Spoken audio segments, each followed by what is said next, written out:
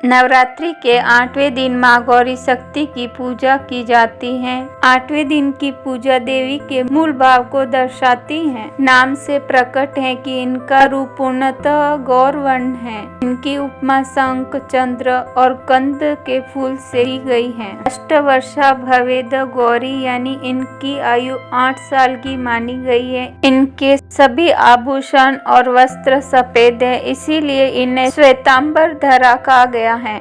4 भुजाएं हैं और वाहन ऋषभ है, इसीलिए वृषारूढ़ा भी कहा गया है। इनके ऊपर वाला दाहिना हाथ अभय मुद्रा में है तथा नीचे वाले हाथ त्रिशूल धारण किया हुआ है। ऊपर वाले बाएं हाथ में डमरू धारण कर रखा है और नीचे वाले हाथ में वर मुद्रा है। इनकी पूरी मुद्रा बहुत शांत है। पति रूप में शिव को प्राप्त करने के लिए माँ गौरी ने कठोर तपस्या की थी।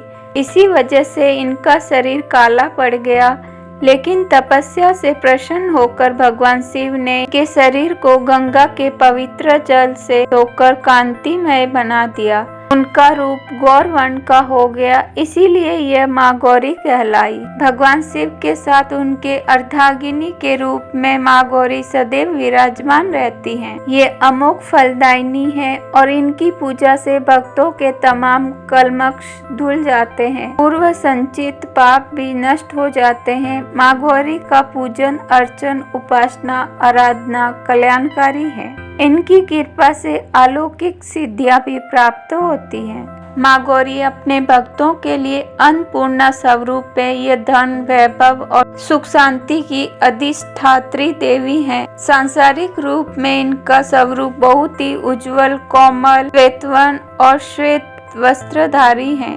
देवी माँ गौरी को गायन, संगीत प्रिय है और यह सदैव वृषभ यानी बैल पर सवार है। इन दिन कन्या पूजन का भी विधान है। कुछ लोग नवमी के दिन भी कन्या पूजन करते हैं, लेकिन अष्टमी के दिन कन्या पूजन करना श्रेष्ठ रहता है। कन्याओं की संख्या 9 हो तो अति उत्तम है, नहीं तो 2 कन्याओं के साथ भी पूजा की जा सकती है। अष्टमी तिथि के दिन नारियल का भोग लगाने की परंपरा है। भोग लगाने के बाद नारियल प्रसाद के रूप में बांट दे। माँ की पूजा करते समय भक्तों को गुलाबी रंग के कपड़े पहनने चाहिए, क्योंकि गुलाबी रंग प्रेम का प्रतीक माना जाता है। माँ गौरी की कथा। देवी पार्वती पिछले जन्म में सती के रूप में उत्पन्न हुई थी और उनका विवाह शिव जी के साथ हुआ था। एक बार उनके पिताजी प्रजापति दक्ष ने एक यज्ञ अनुष्ठान करवाया, जिसमें उन्होंने शिव जी को न ही आमंत्रित किया और जब सती वहां पहुंची तो उन्होंने वहां पर सती के सामने शिव जी का अपमान किया, जिससे देवी सती बहुत क्रोध गलानी और गुस्से से भर गई और उन्होंने वही यज्ञ कुंड में अपनी देह त्याग दी। उसके बाद अगले जन्म में उन्होंने राजा हिमाचल के यहाँ पुत्री के रूप में जन्म लिया और उनका नाम शैलपुत्री या पार्वती रखा गया। यहाँ देवी पार्वती को जैसे ही पता चला कि पूर्व जन्म में उनके पति भगवान शिव थे, तो उन्होंने इस जन्म में भी उन्हें पति के रूप में पाने के लिए उन्होंने कठोर तपस्या आरंभ की।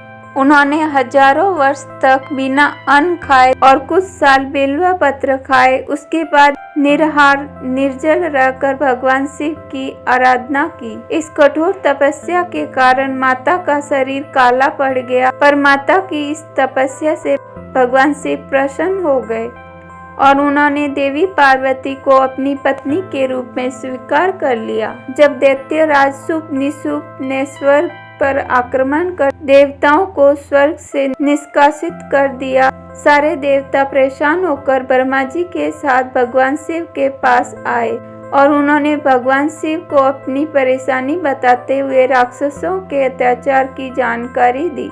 उनकी यह सब बात सुनकर भगवान शिव ने सोचा कि देवताओं के कष्टों को माँ पार्वती ही दूर कर सकती हैं। देवताओं के कष्टों को दूर करने के लिए माता को अपने दिव्य रूप में आना होगा। इसके लिए भगवान शिव ने एक लीला की और उन्होंने देवी पार्वती पर व्यंग करते हुए माँ पार्वती को काली कहकर पुकारा। यह सुनकर माँ पार्वती बहुत आहत हो गई और उन्होंने मन ही मन निश्चय कर लिया कि अब मैं प्रभु को गौरी होकर दिखाऊंगी। और वन प्राप्त करने के लिए देवी पार्वती पुनः भगवान शिव की तपस्या और आराधना करने लगी। माँ पार्वती की तपस्या से भगवान शिव प्रसन्न हो गए और उन्होंने माँ पार्वती को गंगा स्नान करने के लिए कहा।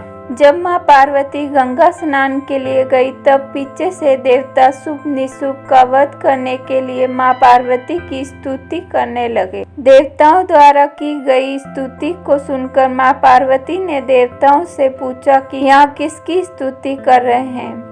माँ के शरीर कोश से प्रकट हुई देवी अंबिका बोली कि शुभ निशुभ से युद्ध में पराजित हुए यह सभी देवता यहाँ मेरी स्तुति कर रहे हैं। पार्वती के शरीर कोश से देवी अंबिका का प्रादुर्भाव हुआ था, इसीलिए वे समस्त लोकों में कोशकी के नाम से जानी जाती है।